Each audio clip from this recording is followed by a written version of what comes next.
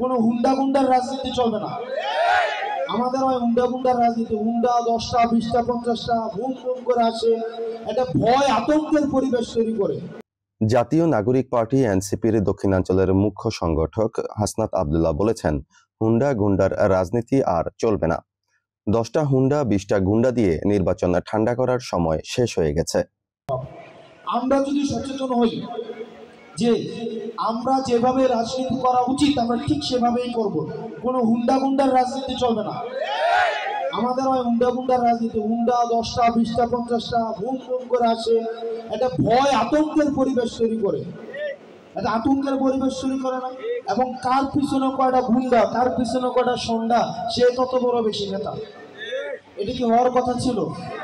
তিনি গতকাল সন্ধ্যায় কুমিল্লার দেবিদ্বার উপজেলার ব্রাহ্মণখাড়া গ্রামে এনসিপি আয়োজিত গণপরিষদ নির্বাচন, নতুন সংবিধান, বিচার ও সংস্কারের দাবিতে রাজনীতি শীর্ষক এক সভায় প্রধান অতিথির বক্তব্যে এসব কথা বলেন।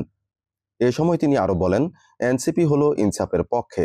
আপনি যদি ইনসাফের পক্ষে থাকেন তাহলে ধরে নেব আপনি এনসিপির পক্ষেই আছেন। হাসনাত আব্দুল্লাহ বলেন, জনগণের পাশে থাকতে এমপি, চেয়ারম্যান বা মেম্বার হওয়ার দরকার নেই, মানুষ হলেই যথেষ্ট। দেবিদ্বার উপজেলা এনসিপির প্রধান সমন্বয়কারী জামাল মোহাম্মদ কবিরের সভাপতিত্বে অতিথি হিসেবে উপস্থিত ছিলেন কেন্দ্রীয় সংগঠক মোহাম্মদ আরমান হোসাইন, জাতীয় যুব শক্তির কেন্দ্রীয় সংগঠক নাজমুল হাসান নাহিদ। বাংলাদেশ বেতার, কুমিল্লা, নিউজ ডেস্ক।